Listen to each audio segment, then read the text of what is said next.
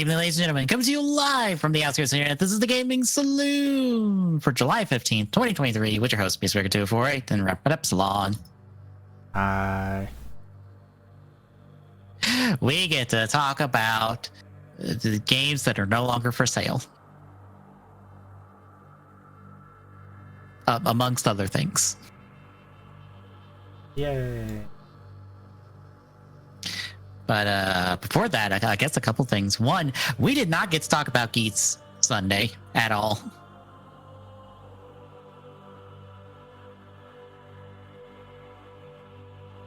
We didn't, did we? I thought we did. No. Nope. Huh. I tried to bring up Geats, but no, we went right into Mario Kart 8. Huh. Whoops.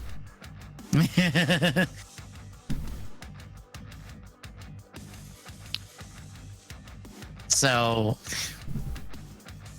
I love how Tycoon cannot catch a break and that his family is dead again.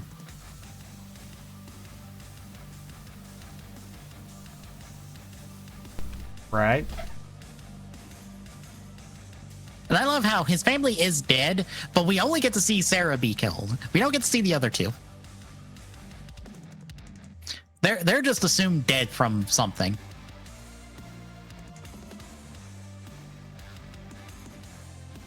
Also, I feel like this is exactly what was going to happen with Tycoon's Wish. Yeah. Because he did not think this through of like, yes, we have to bring back all the writers. They're all good guys, right? Dipshit, did you forget about all the people who have wanted to kill you over the course of this show? Yes, he has. Did you forget about all the terrible people who had been writers in the show, let alone before this show?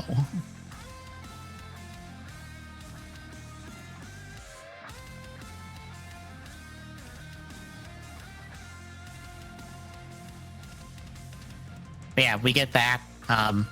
We get one such example of a terrible person of a writer, and another example of, oh yeah, by the way, Naga's dad, the person that kidnapped your first daughter, yeah, he was a writer for the DGP at some point. Now he's back, and oh look, he gets to kidnap your other daughter.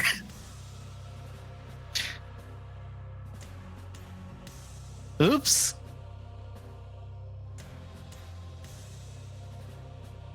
Also, apparently, Ace has enough power to get one buckle made since he made the fantasy buckle.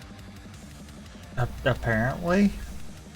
According to one of the people I follow who like break down all of the techno babble nonsense from the writer website about all the equipment and stuff, where they apply the stats and all sorts of other terminology and stuff to explain it.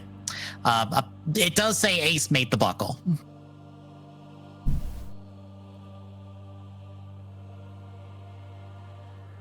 So he can do that, and he can make a new ID core, which is her dad's ID core, which is Gaigo. Since it's never said in show, it is Gyago, the GYA-GO.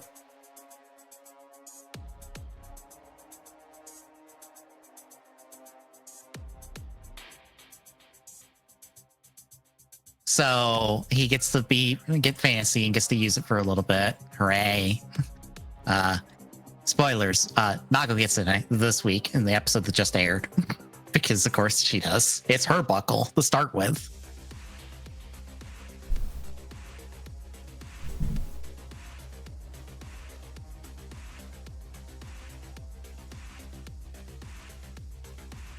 And even though we'll probably never get the pants in show, we do have an official design for the pants.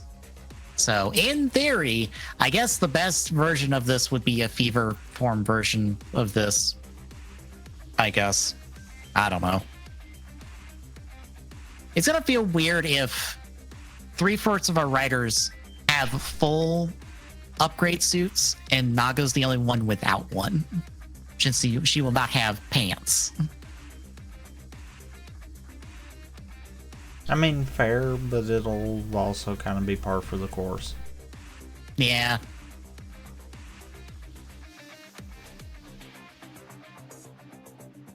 Hopefully whenever Soto gets around to it, I'm just be like, well, she just gets boost along with it. Or if they give us the fantasy pants, she gets Fever Fantasy because fuck it, why not? It's my shelf. I'll do what I want.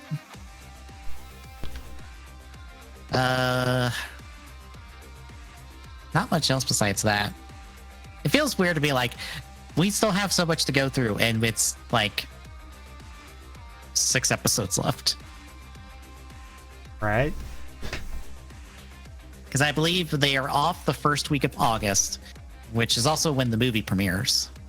So that gives us 2, 3, 4, 5, actually 5 episodes left.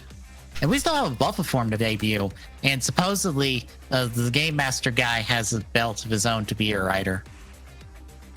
Unless that's a mistake and it's the writer from The Outsiders.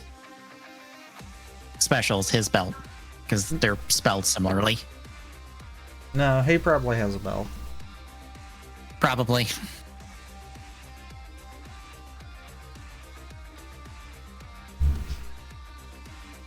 I'm just kind of curious, like, all right, what is the end game at this point? Because obviously Tycoon needs to get his shit kicked in and get some sense knocked into him and be like, look, I can get her back. I can get your parents back. That's what I am trying to do. Stop being a dumbass. Stop helping the bad guys.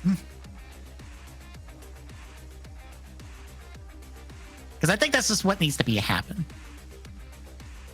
It's Ace just needs to kick Tycoon in the head and go, stop being stupid. We're on the same side. I can help you.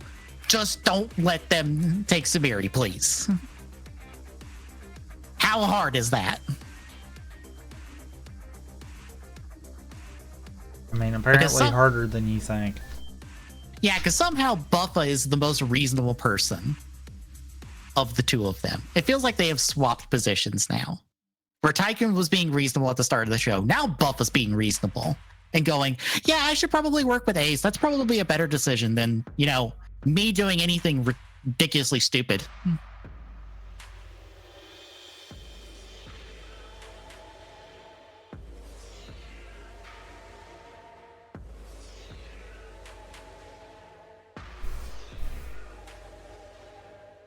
I think that's pretty much it for Geets. Anything else?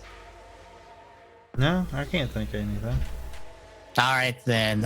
Games we played for the last couple weeks. Anything interesting? Well, I have been getting back on Star Citizen.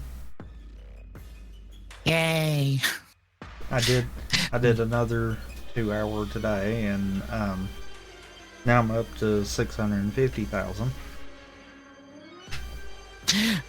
You will get enough money to buy a ship eventually. I think I have found the way of doing it. And I've got the right ships to do it. And it is definitely take the freelancer to the salvage claim. Stop by whatever spaceport is nearby. Set the spawn there. Get the freelancer in position. Kill yourself. Get the vulture out there. On those, I am perfectly fine with white jumpsuit and helmet and just rolling with this. Mm-hmm. I do have a set of armor that I kind of like, and I'm gonna keep it as long as I can. Mm-hmm. But yeah, so far I've not had any 30Ks. I say that the next time I'll get in, I'll probably wind up. But I'm also trying to play it smart. I'm trying to utilize the time of day and pick servers accordingly. Mm-hmm. This case in point, when it's like early AM for like Japan and that area, you're better off to get on the Asia and Australian servers. When it's that kind of time frame in Europe, you're better off to get on European servers. Less likely for the servers to be overloaded and start dying. I've almost gave up on US servers to a certain degree. if you get on while everyone is typically at work, then US servers are fine. Weekends, you just ignore them. They don't exist. Fair. That seems to be the recurring theme that seems to be working.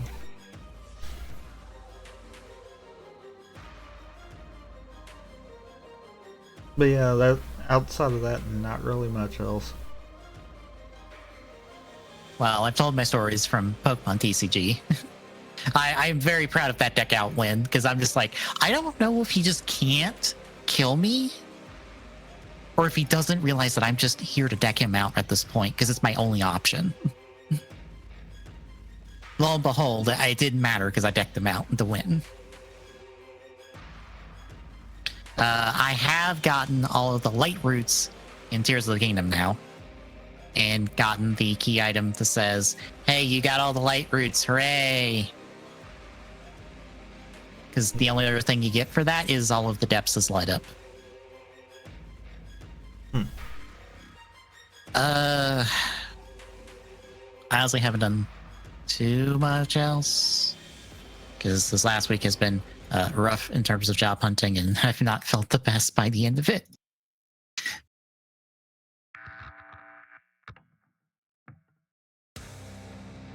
I did get a Bokoblin in yesterday, so I have all all the Breath of the Wild Tears of the Kingdom amiibo currently available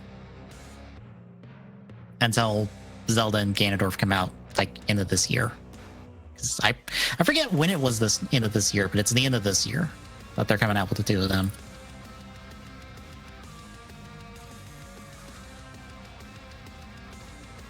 But it just feels nice to be caught up on Amiibo in terms of previous releases, because now all I have to worry about is whatever comes out currently, if I'm interested in it or not.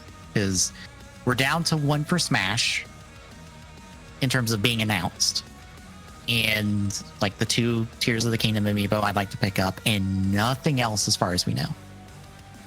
Which I'm just kind of expecting Amiibo to just be done once Sora comes out, because it just feels like it's on its way out.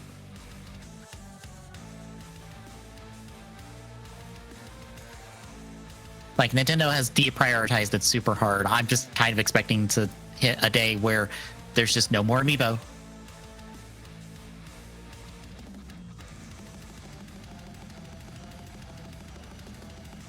Yeah, that's pretty much it. Anything else before we hit news? No. All right, then. First up, from the Video Game History Foundation, they did a deep dive in a study into more or less how the availability of games. And they have found that between the years of... let me pull up the explained one, because that gives the actual... some of the better breakdowns. Between the years of about 1975 and 2009, 87% of video games are not available in any legal form.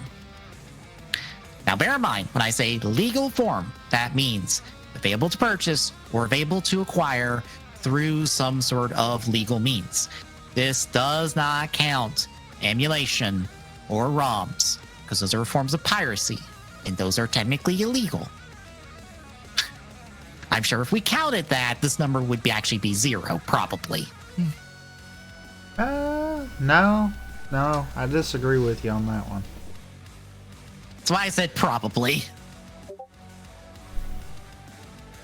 I do recommend, though, people check out the video Gerard did.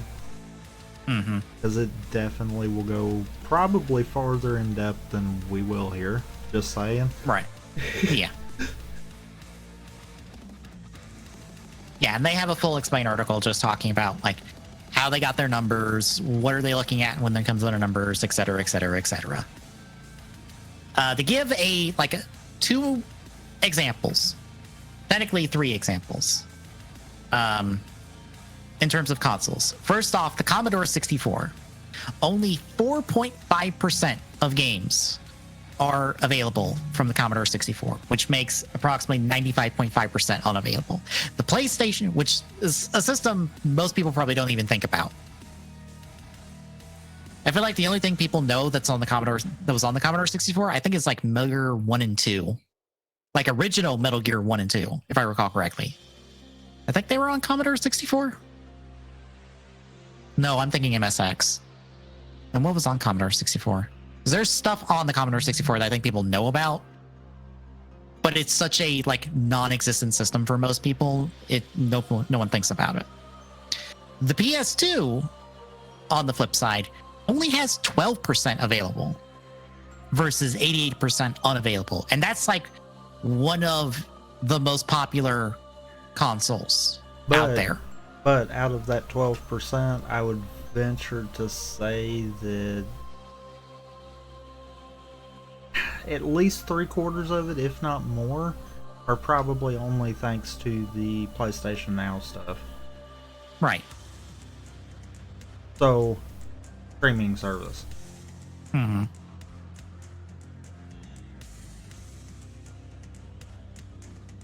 And then, as a third example, Game Boy Family.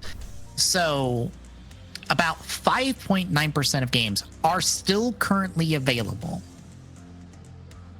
But 6.5% were available on Wii U and 3DS before their eShop, before all of their shops and stuff went down, like for Virtual Console. So now that 6.5% might as well be unavailable. And then an additional 87.7% is just flat out not available anymore. It took till, I think, Kaiju Karo like a year or so ago talking about this on Twitter. It made me go, I did not realize the Virtual Console was so extensive on Wii U and 3DS. Yeah. Yeah. It never dawned on me how extensive those were. It's one of those that you don't realize it, mainly because most people aren't really concerned with the older games. Mm-hmm. And that's kind of a bit of a problem in its own sense. If more people were interested in playing older games, then I feel like stuff like this would be highlighted a lot more. If you take a look at, honestly, I loosely will count Game Pass in this, but if you take a look at PlayStation Now and Switch Online, most of their classics that they're bringing in are only the popular ones. The stuff that everyone knows about, that everyone has heard of. And it's one of those, it's like, that's where the problem is. Virtual Console actually kind of stepped outside of that norm. Yeah. I guess for Virtual Console, I'm just thinking Wii Virtual Console, not necessarily Wii U Virtual Console, in terms of, oh yeah, the Wii Virtual Console was fairly extensive, and not think that Wii U Virtual Console was anywhere close to it, when in fact it's probably better than it. I wouldn't say better. Right. The Wii Virtual Console is by far the superior of the two, but the simple fact that the Wii U could access both is what kind of brought that one into the fold. Mm-hmm. It's one of those. There's a point in the video Gerard has up that I didn't really think about, and it was even worded that way that most people don't think about it. We really don't have any way of having like a library style setup for the classic video games. Yeah. And that is the only media that we don't have that at. And the point was made, libraries didn't kill the book industry. They didn't kill the video industry.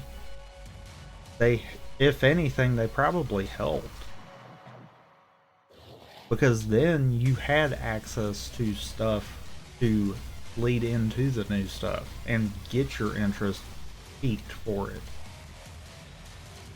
I've heard quite a few YouTubers and Twitch streamers saying that after Nintendo dropped the remake for Super Mario RPG, that they're probably going to go back and play the original right before launch to kind of do a before and after kind of deal. Mm-hmm. So I mean, it's a case of when you see stuff like that too, yeah, why is everyone wanting to kick back on that and treat it as, oh, you're wanting to play it for free, that's piracy? We need a way to where, yeah, it needs to be legal copies obtained. Yeah.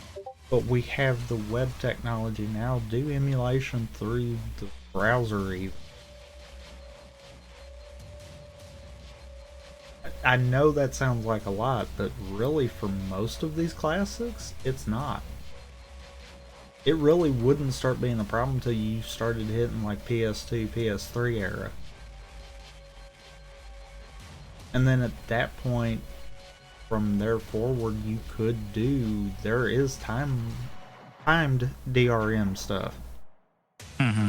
Which I know that's a whole nother complaint that people have on their own, but if it's a case of to get the developers to say yes, you can use it, but you have to do this, then so be it.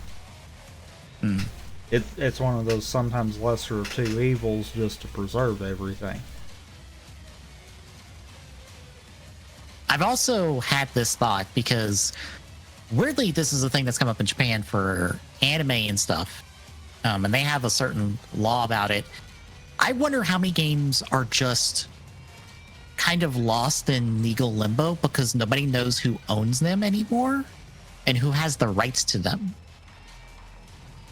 I mean, technically there's a lot. Before, prime example, before the remake for RPG, we did not know who actually had the rights to it. Chances are Nintendo and Square probably didn't know who actually owned the rights to it for a while there. I'm pretty sure they split rights on that one. Or at least that's what I've always heard and assumed, was they split the rights on it. Because they split the rights on all original content in that game. Because Geno and Mallow are owned by Square.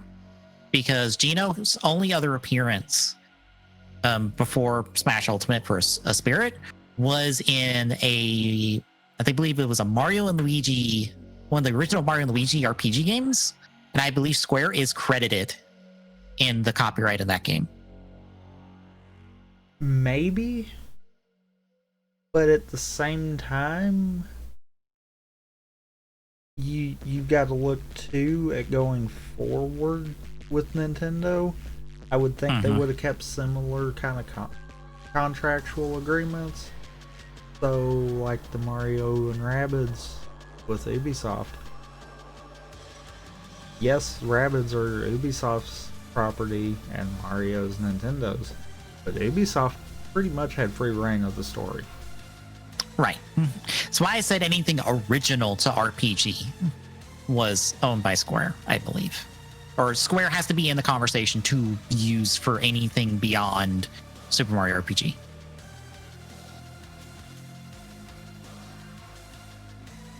But are we even sure about that? Because the remake, if I'm not mistaken, we didn't really see any kind of branding in that little teaser that we had.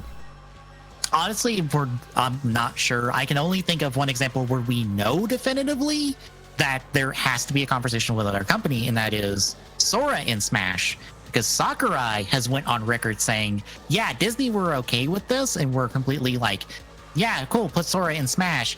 Nomura was the holdup for putting Sora in the Smash. Meaning, while Sora is, an original character in Kingdom Hearts games, there is still partial ownership of that by Disney that Disney has to write off on. And Disney has to okay. That's So we have an example of a situation like that. So yeah, I mean that's where the question comes in. Now, the other thing could potentially be a case of maybe Square and Nintendo had some kind of agreement where there was a clause like how Sony's Spider-Man contract is, where if it's not used in X amount of years, then it's free to come back solely to Nintendo, except for original characters. Because, I mean, I could maybe see something like that, or maybe even the whole thing reverts to Nintendo. Right. But the specific situations I was thinking of was pre-industry crash, like Atari, like that era. Like, how many developers and publishers just don't exist anymore from then? And all their content is just in legal limbo because we don't know who's bought them and who's bought those people and possibly who's even bought those people. Okay. That's what I'm like going, That might still not matter though. Right. And I say might because it'll depend on where the developer's home country was. Because I know, like, US copyright laws are so screwed up that basically if you don't keep on top of it, then it can turn into free use. Some European countries are similar to that. So it's one of those, it's possible that a lot of that stuff might actually just be public domain stuff now. Yeah.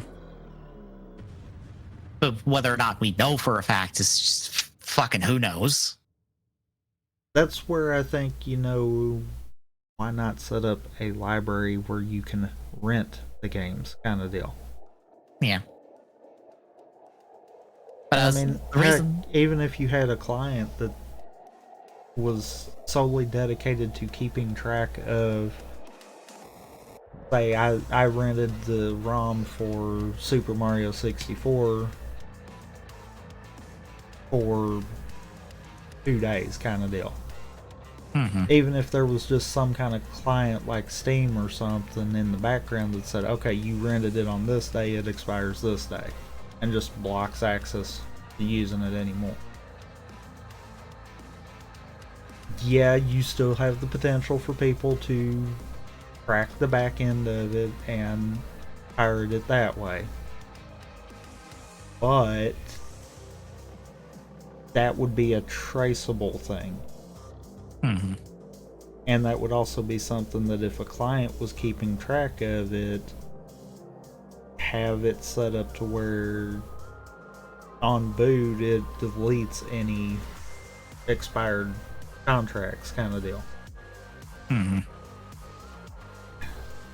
There's ways to do it kind of deal.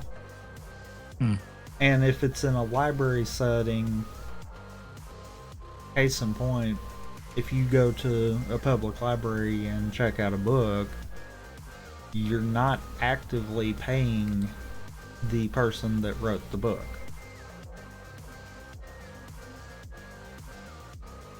So with a case like that, you wouldn't necessarily have to worry about whose rights it still is, as long as it was obtained legally to begin with.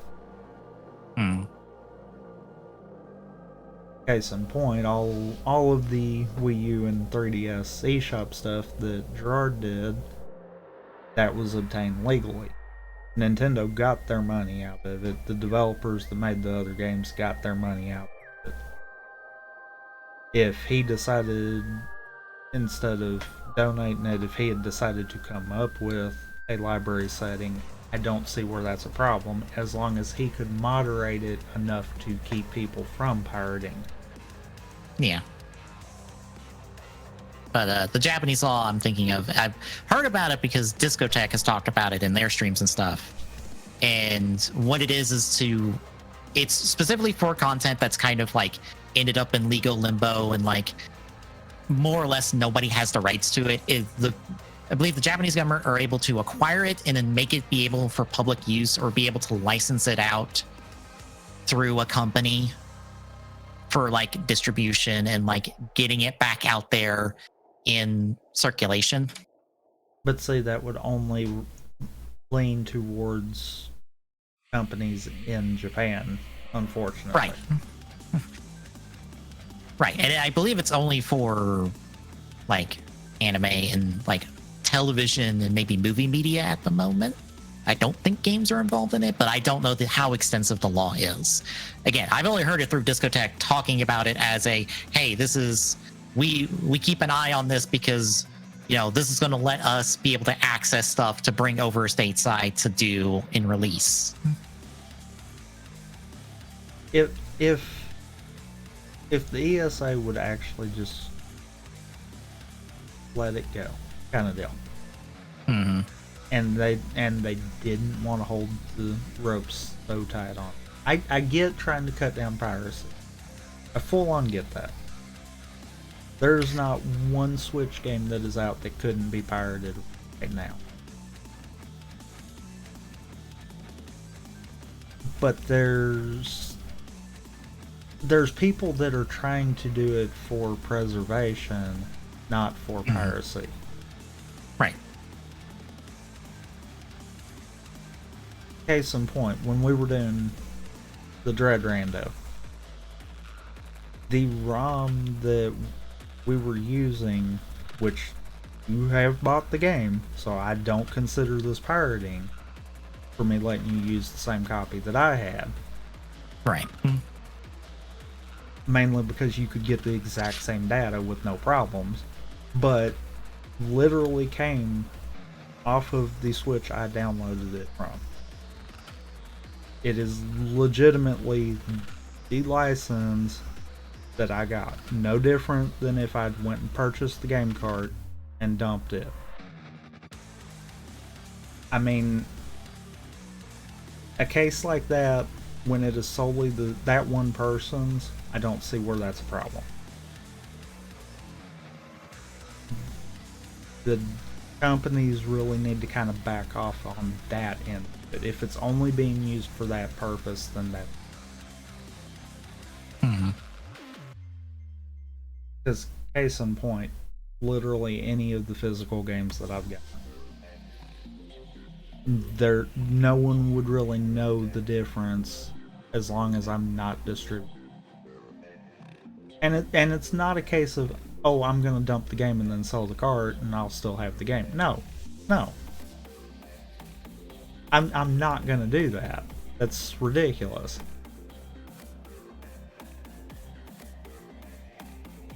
But that's also current stuff.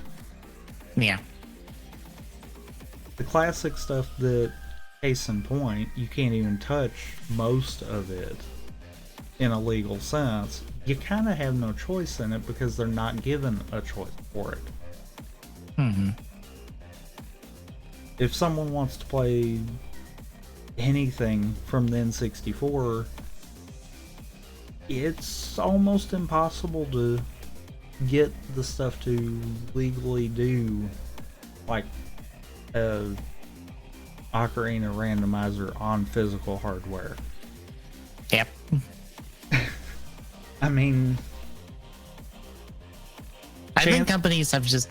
Chances are most of the randomizer communities probably don't have the legal means of having the ROM that they're using.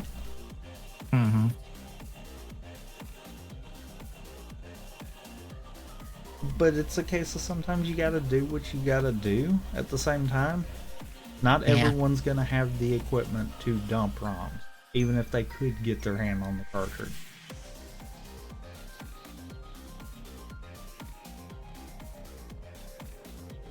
I just feel like companies need to realize that there's two main things when it comes to piracy.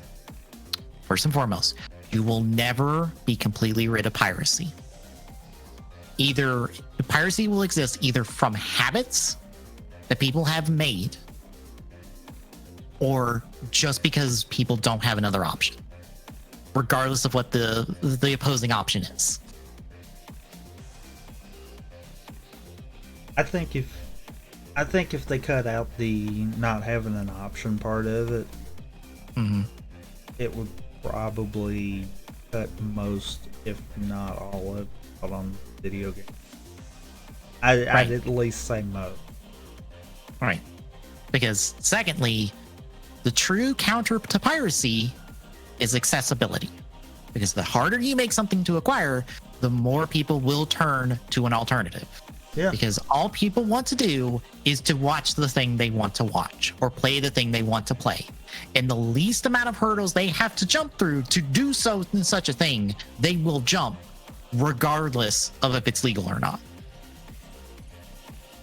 If people got to turn to piracy to watch your thing, there's very clearly a problem in terms of your accessibility of that content. Especially when you know that there are people doing it. Right. If you don't know, that's one thing. Because that just means that you're not paying attention to your actual community at that point. I think Toku is a perfect example of this, where piracy is such an ingrained part of the Toku viewing experience for most people, because there is no other option legally.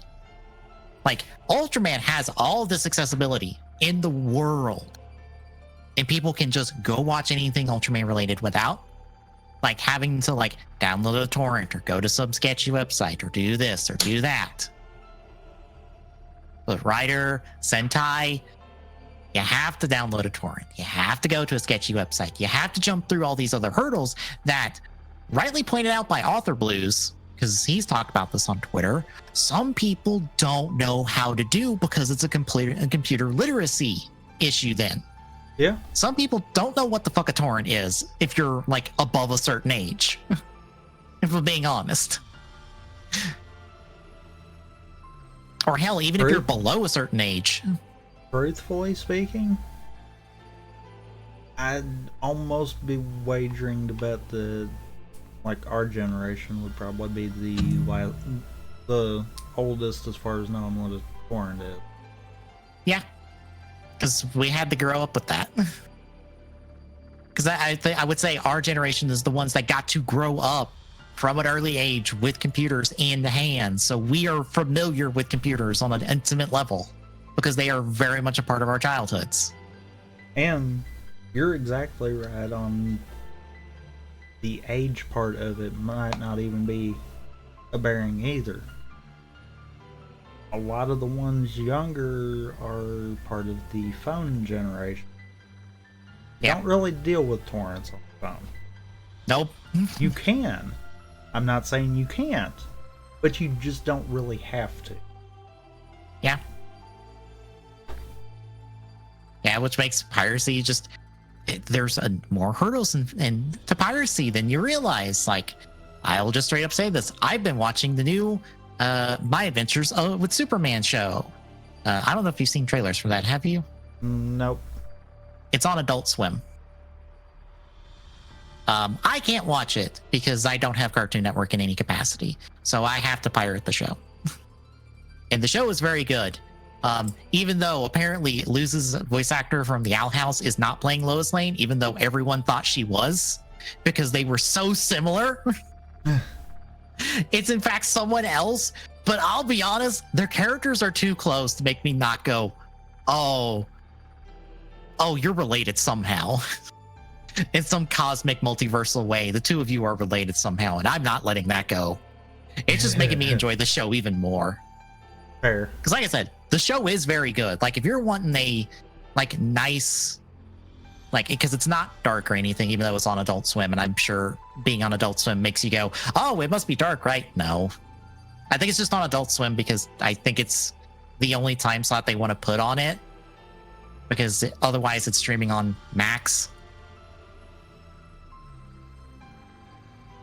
But no, it's very good. It's a nice, like, back to basics take on Superman, where Superman is just a big old dork. But no, I have to pirate the show. I have to pirate Dark Side of the Ring because I don't have Vice, and I have no means of acquiring Vice as a channel. I wish I could, but I don't. And that sucks. Because I wish to support these shows officially. Because I will just put this out there. Dark Side of the Ring, folks, if you ever hear this, if you can somehow work out a deal to put all of your entire show on like physical media in some way, I will happily buy that in an instant. Because you make really good documentaries. But in terms of live episodes, I can't. Because I have no access to Vice. So yeah, sometimes piracy is the easier option for as many hurdles as the piracy takes, because let it not be known, folks, piracy is not simple. It's never simple. Anyone who tells you piracy is the simpler option is saying that in a relative sense. Yeah.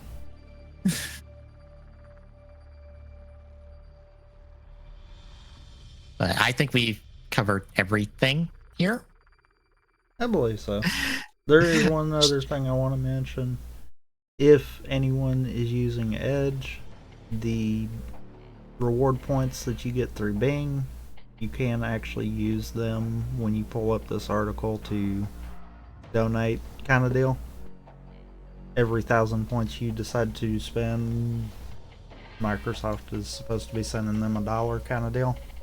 So, hooray! If you want to help support, even in the slightest, that's a free way to just give them money kind of deal. The bare minimum of effort from Microsoft. Hooray! I mean, better than nothing. That's why I said the bare minimum. We'll talk about them later because they are in the news. I mean, when haven't they been? Recently, it's been about every couple shows. Yeah, sometimes every show. Mm-hmm. But anyway, other news, good news. TMNT Shredder's Revenge is getting its paid DLC add-on later this year, dubbed Dimension Shell Shock. You'll be able to play as the new character Yusagi. They haven't mentioned any other new playable characters, so he might be the only one. But in a new trailer, they showed off that they have a new survival mode that they'll be adding with this update. You'll be able to more or less fight through waves of enemies, get upgrades and stuff to your characters, etc. Also, during this mode, you can transform into other bosses throughout the game and get to play as them as well. More or less meaning you technically have more playable characters than Usagi, but it's in a limited sense. Because I believe it's a specific power-up in survival mode that allows you to mutate into one of the bosses from the game.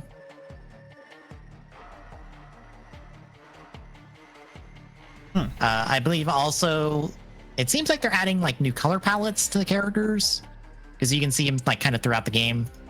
Or throughout the footage, you'll see like the turtles in different color palettes and some of the other characters in different color palettes. So they're adding on that as well. I don't think we have a price for this DLC just yet. All we know is it's coming out later this year.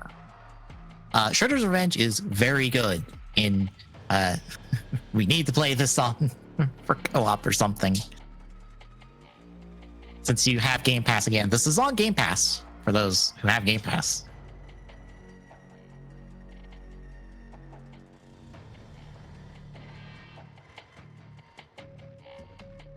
That's about it for them. In other news, Yuji Naka has finally got his sentence. Technically, it's been suspended partially. But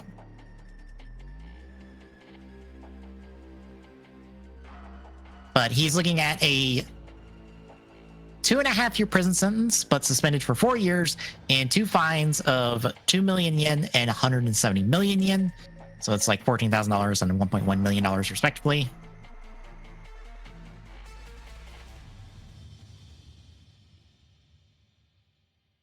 The final sentence came July 7th. And so, yeah, I guess Naka has technically avoided jail time, but he's still paying a butt ton of money for insider trading. So, nah.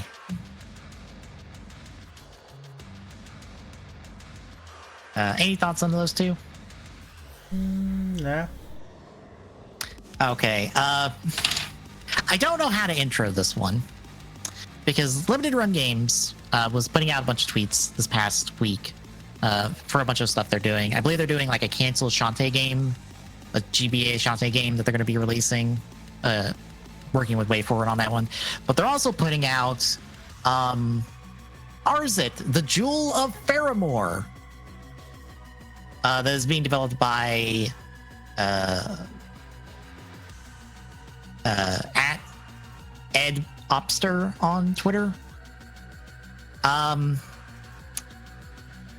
So you remember how we have those two Zelda games that Nintendo has like wiped from history that were on the CD-I?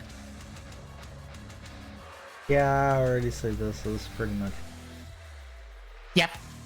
Well, weirdly enough, it's the two that I think most people care about because it is like the one to Game Along and Faces of Evil, because nobody talks about this the actual Zelda CDI titled game, because I think that one's actually bad, whereas the other two are like redeemable in a certain extent. Because I think they've both gotten like unofficial remasters that made them like good. And this game is kind of in that style, where it's the same like 2D platforming action. The cutscenes are in the same animation style as those cutscenes from Wanda Gamelon and Faces of Evil, and it is certainly a game that exists. And I don't know how this exists, but it honestly looks good. I don't know what else to say. Also, I'm pretty sure, I don't know for certain, but I think they got the same voice actors from those Zelda ZIA titles. I think.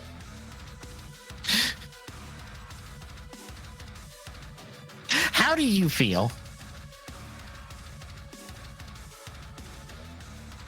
I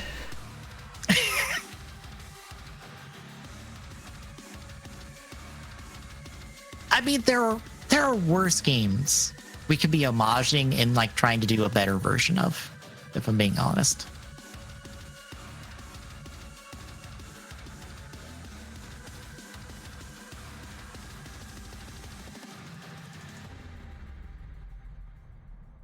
I mean,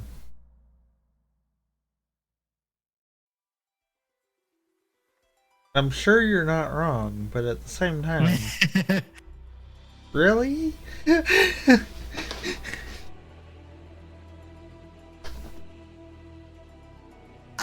We'll see. I just wanted to highlight it because I'm like, well, this exists. Somebody's happy. But speaking of Microsoft from earlier, we have updates on their continued quest to acquire Activision. It seems as though Microsoft has cleared all of the hurdles they need to clear in America. They've closed out all of the court proceedings with the FTC. The FTC has been denied any type of appeal. It seems like we're all good in America for this acquisition to happen. The UK court cases are still ongoing. We don't know when they will end. But for now, that seems to be where we're at. How do you feel? I mean, they're probably gonna get it anyhow. I don't. Probably, yeah. But I'm also like, what happens if they don't? I mean, if they don't, then say bye-bye to Activision Blizzard. No, because Microsoft has to pay Activision Blizzard if the deal falls through. Uh-huh.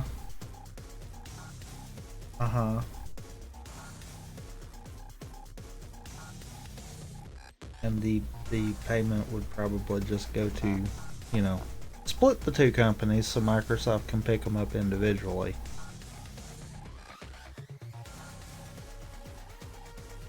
Because you ever get the feeling that the only reason that everyone has kicked on this is because, you know, Activision plus Blizzard? True. No one would probably say anything if Microsoft was just trying to buy Blizzard or just trying to buy Activision. Yeah. I get the funny feeling that's exactly what that payment will be just to help split them, that way they can try it again. Yeah, just this continues to go and continues to be. I feel like Microsoft's like, this is our big play because we need them to get IPs and all that to like make games for, because our current library is very thin for this year. And like, I know they've talked about it's like, oh, next year is going to be good for us. And I'm like, are you sure?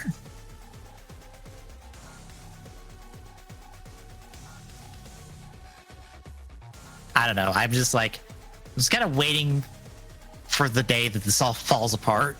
This deal falls apart, because I'm like, I don't know what happens now. Because if they acquire them, then they acquire them, and it's just another couple of companies under Microsoft's umbrella.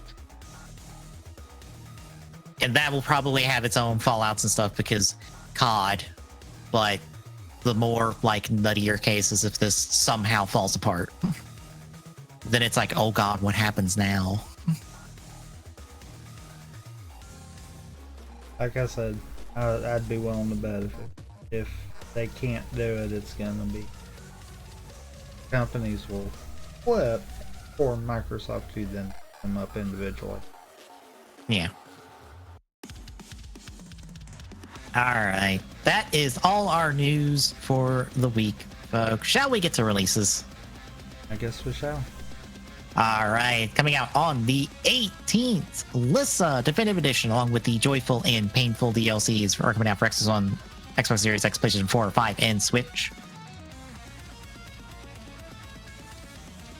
On the 19th, Skullgirl Second Encore is coming out for Xbox One.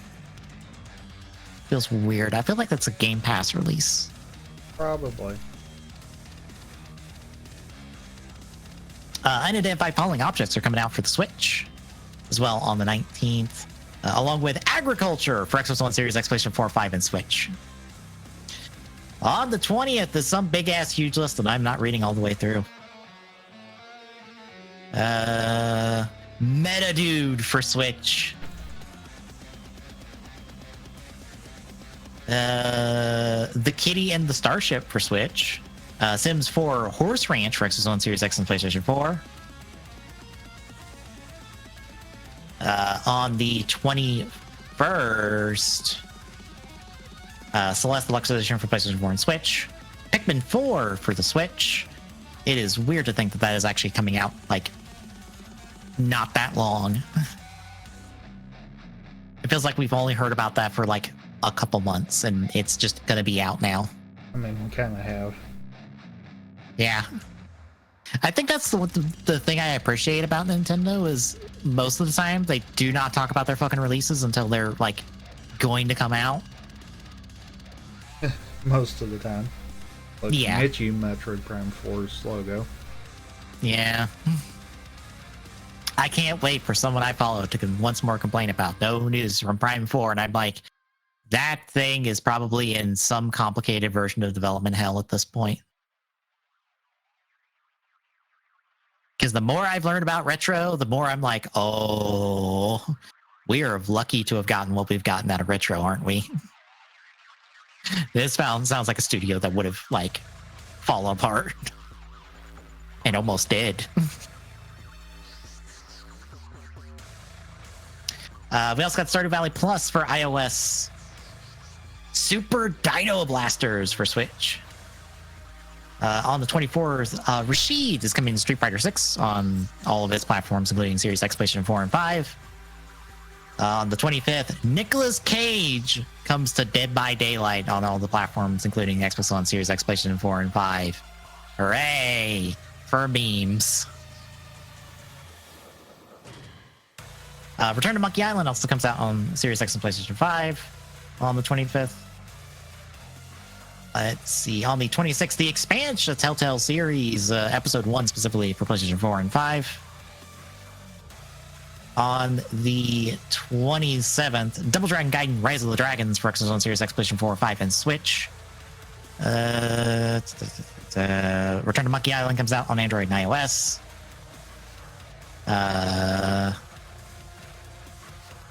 It's like last up will be Disney Illusion Island will be coming out for Switch on the 28th. And Tunic comes out for PlayStation 4 on the 28th. And that is it. I feel like there was one I was going to mention when I was doing up the list, but I don't see it at the moment.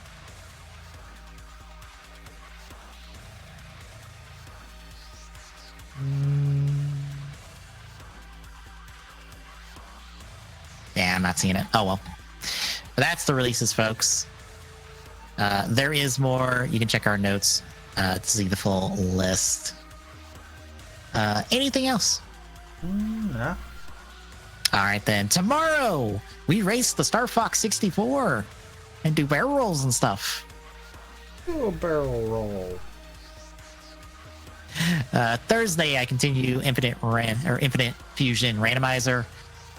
Next Saturday. You skipped Friday. Or next Friday. My bad. At the moment, KHT Rando. Yep. Next Saturday will be TGSR with us looking at the next 4 episodes of Ultraman Z for us. Hooray!